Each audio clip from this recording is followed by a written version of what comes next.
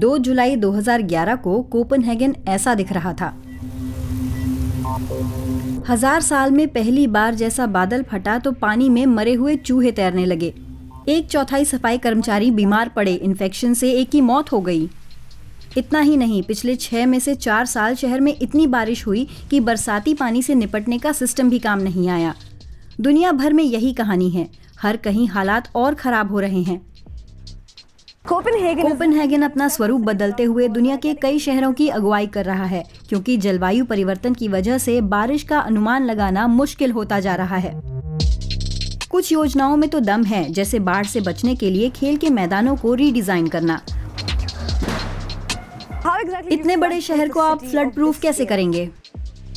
5 साल पहले यहाँ ये पेड़ नहीं होता, लेकिन ट्रैफिक में कोई SUV फंसी हो सकती थी। कोपेनहेगन के 250 से ज्यादा ठिकानों में ये चौक भी है, जिसे बदलाव के लिए चुना गया है। ये एक व्यस्त चौराहा था, जहाँ अब शहरों के बीचों बीच हरा भरा जंगल है। 2011 की विनाशकारी बाढ़ के बाद कोपेनहेगन को अगले 100 साल में एक किस्म के विशाल स्पंज में तब्दील करने की योजना है। यहीं मैं यान रासमुसेन से मिली। वे शहर के क्लाउड बर्स्ट मैनेजमेंट प्लान के प्रमुख हैं। उन्होंने बताया कि वो दिन वाकई वेकअप कॉल था। उस समय नेताओं ने फैसला किया कि पानी को शहर से बड़ी तेजी से निकालने की जरूरत है। उन्होंने योजना बनाने को कहा कि कैसे करेंगे, क्या सीवर सिस्टम को फैलाएं या कोई और बढ़िया तरीका सोचें। क्या हम सतह पर बरसात से निपट सकते हैं और साथ ही शहर को हरा भरा और जैव विविधता वाला शहर बनाने का फायदा भी, जहां लोगों के मिलने की और जगहें हों। यान की टीम ने इस चौराहे को क्लाउड बर्स्ट मैनेजमेंट प्लान का हरा भरा हिस्सा बना दिया। आंखों के सामने अदृश्य बाढ़ नियंत्रण। इस छोटे से तालाब में हम बारिश के पानी को जमा कर सकते हैं। अगर और पानी आता रहा तो सड़क के पार हमारे पास दूसरे तालाब हैं, जो आगे चलकर समंदर से जुड़े हैं। ये एक दूसरे से जुड़े हुए तालाब पूरे शहर में बनाए जा रहे हैं, बारिश के अतिरिक्त पानी को जमा करने के लिए। लेकिन सिर्फ तालाब ही नहीं, कुछ छोटे और इनसे अलग प्रोजेक्ट भी पानी को रोकते हैं, हरित छतों की तरह। चारों तरफ बने क्लाइमेट इनलेट साधारण नालियों जैसे लगते हैं, लेकिन उनसे बड़े होते हैं और उन इलाकों में होते हैं जहां जोखिम ज्यादा है। ये सब यान की टीम के बनाए उस नक्शे पर आधारित है कि बाढ़ का पानी भरने की सूरत में शहर कैसा दिखेगा। जल विभाग को मिले 2 अरब से ज्यादा यूरो 20 मीटर की गहराई में खर्च हो रहे हैं। वहाँ ये सुरंग बन रही है। ऐसे सघन शहरी इलाकों में आप सिर्फ हरित समाधानों से समस्या नहीं सुलझा सकते। जेस क्लाउसन कास शहर के जल विभाग में विशाल सुरंग परियोजना पर काम करते हैं। आप सतह पर ये तमाम चीजें कर सकते हैं और इसके साथ आप 30 या 50 मिलीलीटर बारिश का पानी हटा सकते हैं। लेकिन अगर 150 या 200 मिलीलीटर बारिश होगी तो आपको पानी ले जाने के लिए वाकई एक बड़ा सिस्टम चाहिए। ऐसी सुरंग बनाए बिना पानी हार्बर तक नहीं पहुंच सकता।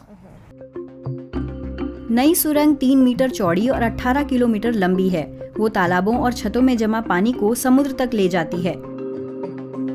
लेकिन बाकी साल वो एक और काम करती है।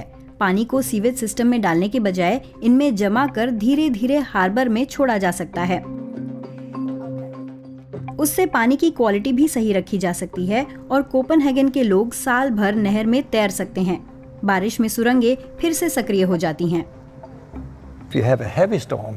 जब भारी बारिश हो और पानी सड़कों पर आ जाए तो हम उसे खोल देते हैं और वो पंपिंग स्टेशन के जरिए पानी को हार्बर तक पहुंचा देती हैं।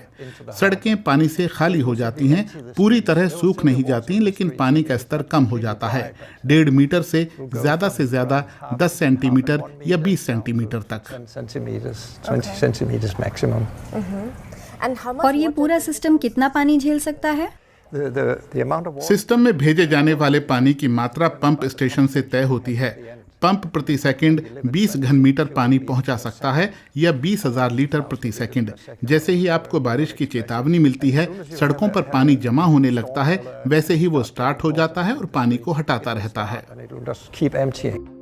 कई शहर अपने खुद की स्पंजीनेस को यानी पानी सोखने की क्षमता को परख रहे हैं। सभी शहरों के पास ना तो इतनी खाली जगह है, न तटीय किनारा। कुछ तो बहुत ज्यादा सघन हैं और विकसित हो ही रहे हैं। लिहाजा अपनी अलग अलग जरूरतों के आधार पर सभी ये देख रहे हैं कि खुद को क्लाइमेट प्रूफ कैसे करें। जैसे कि बीजिंग में पानी की समस्या है तो उसका डिजाइन पानी बचाने के हिसाब से ही बना है। चीन के 600 में से 60 शहरों को फिर से डिजाइन करने की योजना है। इस मामले में वो दुनिया में अव्वल है। झेंगजू शहर ने 5 साल पहले करीब 80 करोड़ यूरो खर्च करके ग्रीन रूफ्स और रेन गार्डन्स बनाए। फिर भी 2021 में उसे बाढ़ झेलनी ही पड़ी क्योंकि ये इतना आसान नहीं। चेन्नई, मुंबई और कोच्चि जैसे भारतीय शहर हर साल मॉनसून के दौरान बाढ़ से निपटने के लिए जूझते हैं और बाकी समय पानी की किल्लत से। कोपेनहेगन का जल स्तर काफी ऊंचा है, हर जगह पानी। तभी मैं बस में हूँ जो असल में नाव है। शहर के बीचों बीच मैं एंगावेन पार्कन नाम के एक पुराने पार्क की ओर जा रही हूँ। उसमें हरित और गैर हरित दोनों तरह के इंफ्रास्ट्रक्चर जुड़े हुए हैं। ये पार्क 3 स्तरों पर काम करता है। पहला रोज गार्डन, जिसके नीचे आसपास का पानी जमा किया जाता है। पार्क में सूखे की स्थिति में ये स्टोरेज पार्क की सफाई के लिए पानी के स्रोत की तरह काम कर सकता है। अगर ये टैंक भरा रहा तो हम वहाँ खेल के मैदान को भरना शुरू कर देंगे। बाकी सब चीजों से ये नीचे है तो इसमें आसानी से पानी आ सकता है और जैसे ही पानी ओवरफ्लो करता है वो जल्द भर जाता है। तब ये ऐसा दिखेगा। फिर ये दीवार भी है। बादल फटने की स्थिति में दीवार इस कंपाउंड को बंद कर देती है और मेरे पीछे ये चीज एक विशाल बेसिन में तब्दील हो जाती है और बहते पानी को जमा करती है।